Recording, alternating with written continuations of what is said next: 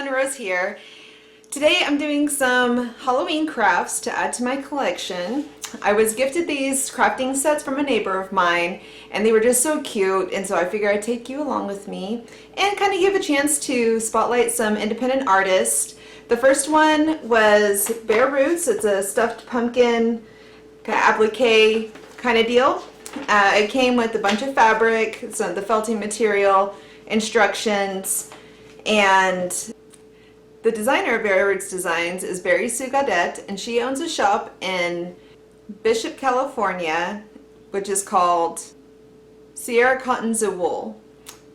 She's been creating patterns and designs since 1998, and I will link her information below. The second crafting set is this one, Bittersweet by Kindred Spirits. Kindred Spirits has been around since 1986. It is run by Alice Strep and was also co-created with Sally Court. Sally Court has since retired, but Alice has continued to go on with the business and runs an online shop out of her home.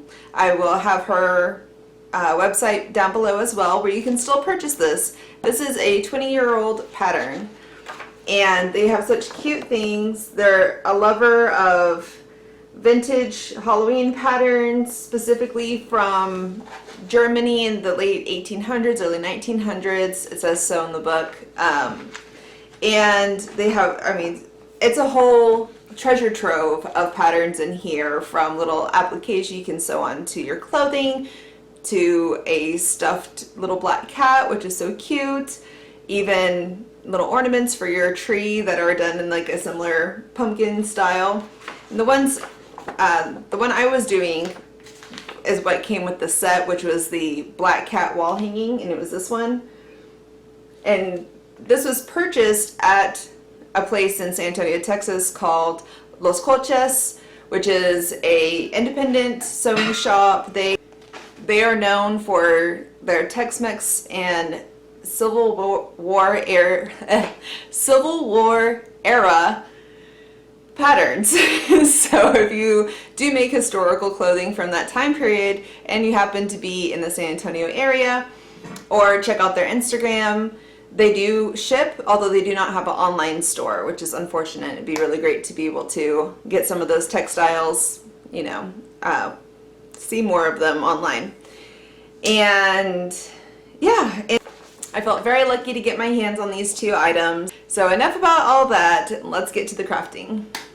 The easiest way to trace these out of the book for the patterns is to make a DIY light box. I just have a clear plastic Tupperware storage container, my cell phone with the flashlight on going up, and then you just take the page that you want to trace out, make it a single page, put it down in the brightest spot, put your paper over it, and then you can press down and it is clear as day.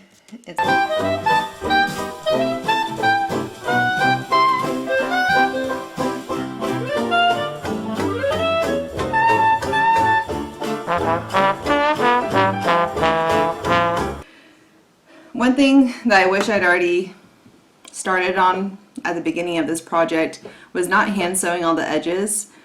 I'm really out of practice with hand sewing, and when I flip them inside out, there's, if you can see this, stitching right in there showing. You see that? And it makes it look rustic. That's fine. I'm going to go with the rustic look when it doesn't turn out. It's rustic. But for, you know, experiment's sake, test out the sewing machine.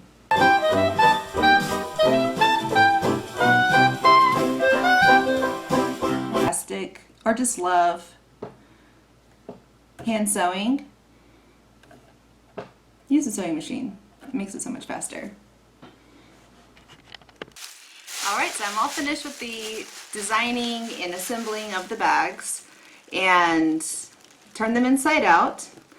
So the only little tip that I have here is make sure you leave a large enough space at the top That's where you're going to leave your stem out, but also so it's easier to turn it inside out and you don't have to fuss with it so much. And that's where you're going to put your stuffing. So I do have regular stuffing, but I figure why waste it when I have plastic bags around, since these are just going to be decoration and you get to reuse plastic bags, so that works. So I'm just taking them and stuffing them inside. So I'm gonna come back when I'm done with all this. All right, I'm all done. So I've got them all filled with paper plastic bags. And now I'm just going to seal up the tops and find little stems. I'll probably send the kids out to go find some funky stems, and then I'll show you the results. Ooh. One thing that was really great about this project is that it encouraged me to finally figure out how to do a French dot, I think is what it's called. I've been trying to learn for years and for some reason could not get it, but I finally did it this time. So we're on to our next project. So what I've done is gone through and gotten my patterns already traced and cut out and labeled. And so I'm going to use this as my base, and then just start with the fabrics that they have here, and then I have my own fabric stash that I'm going to dive into and just kind of get creative with it. I'm really excited. It's going to look super cute. I just realized I sketched out the wrong pumpkin, so now I'm going to get the right pumpkin.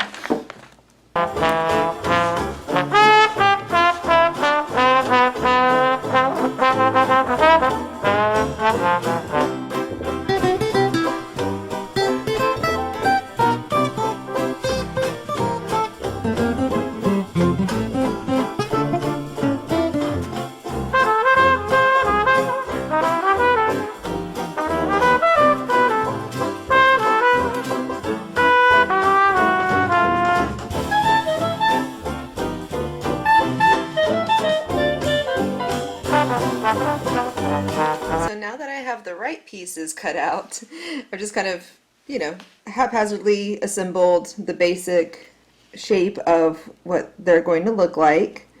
And then I've taken the backing off of the pillowcase and used some of that actually for the mouth.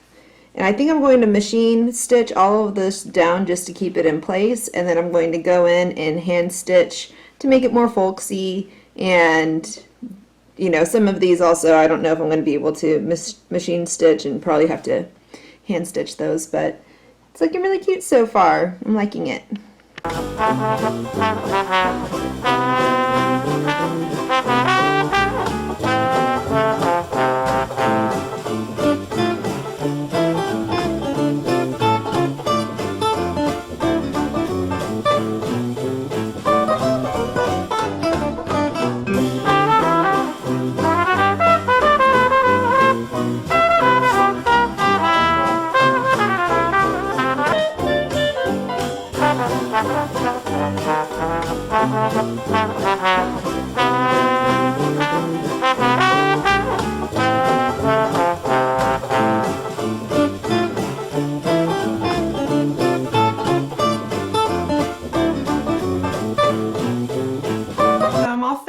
I'm really pleased with how it all turned out. I think they look super cute. They were very easy to do. I made it a lot harder on myself than I needed it to, but that's with every new crafting project, I think, or art project, sewing project. It's the first run through is always going to have little hiccups, and so things that I would have done differently doing it again. For the little pumpkins, I definitely would have used the machine to sew them. I would have gone a lot quicker and I would have been done like super quick. This one, it went really well. When I decided to hot glue them, I did not think about the thickness of the hot glue. I just thought, oh, this will tack it down and it'll be perfect. And it was extremely hard to get the needle through. The needle did get sticky from the hot glue and like the heat from my hand. So anyway, live and learn. It still made it a lot easier than trying to fumble with the little pieces. So It worked. I would have just done less hot glue so it wasn't such a thick piece of glue to go through with the needle. So anyway, this was a great little start for getting in the spooky spirit for fall and for Halloween. The fun additions that are going to stay in my collection for a very long time. And I do think I will go and add things over time to this wall hanging, just because why not? It's fun. Express yourself, grow on it. And yeah, thanks for coming along and checking this out. Please like and subscribe if you want to see more crafting videos. I have more Halloween stuff coming up, but mostly crafting and just having fun. I'm just doing it because I'm doing it either way, so you might as well come along with me. All right, bye.